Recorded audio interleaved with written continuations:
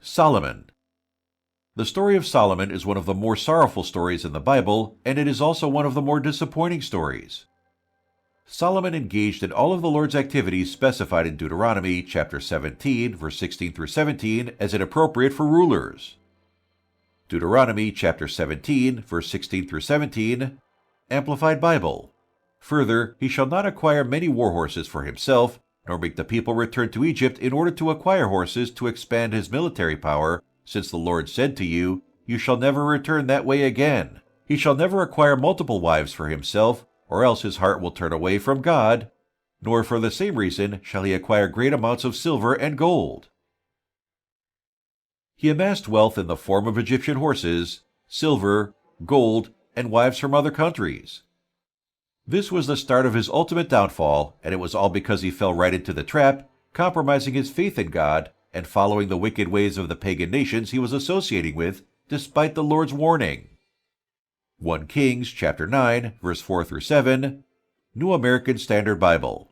As for you, if you walk before me as your father David walked, in integrity of heart and honesty, acting in accordance with everything that I have commanded you, and if you keep my statutes and my ordinances, then I will establish the throne of your kingdom over Israel forever, just as I promised to your father David, saying, You shall not be deprived of a man on the throne of Israel.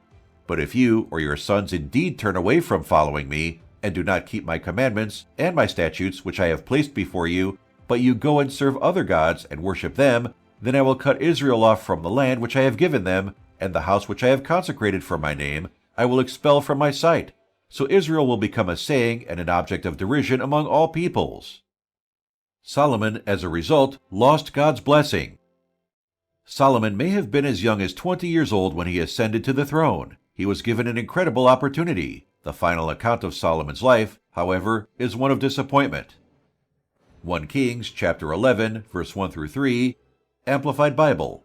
Now King Solomon defiantly loved many foreign women along with the daughter of Pharaoh, Moabite, Ammonite, Edomite, Sidonian, and Hittite women from the various nations of whom the Lord said to the Israelites, You shall not associate with them, nor shall they associate with you, for the result will be that they will turn away your hearts to follow their gods. Yet Solomon clung to these in love. He had 700 wives, princesses, and 300 concubines, and his wives turned his heart away from God.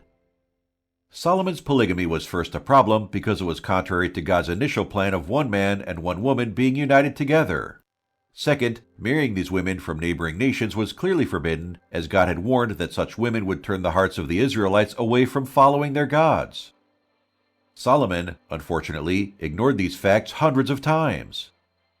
The extent to which Solomon disobeyed this crucial command is astounding. His wives converted him to idolatry exactly as predicted. 1 Kings chapter 11, verse 4 through 8, New American Standard Bible.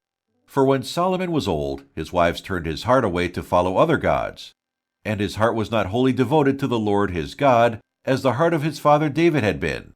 For Solomon became a father of Ashtoreth, the goddess of the Sidonians, and of Milcom, the abhorrent idols of the Ammonites. So Solomon did what was evil in the sight of the Lord, and did not follow the Lord fully, as his father David had done. Then Solomon built a high place for Chemosh, the abhorrent idol of Moab, on the mountain that is east of Jerusalem, and for Molech, the abhorrent idol of the sons of Ammon. He also did the same for all his foreign wives, who burned incense and sacrificed to their gods. In terms of abstaining from idolatry, verse 4 indicates that King David's heart was entirely faithful to the Lord his God, but Solomon did not follow in his father's footsteps in this regard. He built idolatrous shrines in the Mount of Olives, east of Jerusalem. So the Lord said to Solomon, Since you have done this, and you have not kept my covenant and my statutes, which I have commanded you, I will certainly tear the kingdom away from you, and will give it to your servant. However, I will not do it in your days, only for the sake of your father David, but I will tear it away from the hand of your son. Yet I will not tear away all the kingdom, but I will give one tribe to your son for the sake of my servant David, and for the sake of Jerusalem, which I have chosen. He now declared that, as a result of Solomon's idolatry, the kingdom would be taken from him and given to one of his servants. It would not, however, take place during Solomon's lifetime, and not all 12 tribes would be taken from the house of David. Solomon's son would receive one tribe. 1 Kings chapter 11. Then the Lord stirred up an adversary against Solomon, Hadad the Edomite. He was of royal descent in Edom. F. We know very little about Solomon's death. He left behind a son who was a bigger fool than he was, and a country that was deeply divided. We're curious if Solomon ever returned to the Lord. I believe he did. I believe we have Solomon's personal testimony in the book of Ecclesiastes. He came to the conclusion that the Lord is the true answer to experiencing joy in one's life. How did history's wisest man turn away from God? How could a leader whose talents and singular focus had previously made him the talk of the world deviate from his calling? The same temptations that Solomon faced are faced by every other leader today. When we arrive, it's easy to lose our desire for growth and greatness because we've met our objectives. How quickly we reach a state of contentment, and how quickly we begin our downward spiral. Take note of how Solomon perceived the deterioration process. Distractions. He wandered from his call to lead and be a beacon to the nations.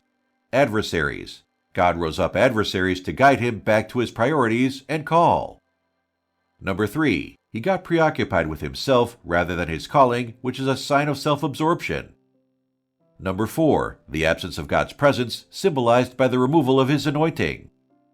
Number 5. The pursuit of pleasure. As time went on, he grew even more preoccupied with his personal satisfaction. The vacuum was number 6 on the list, and it took him ultimately tiring of his aspirations to realize that he was empty.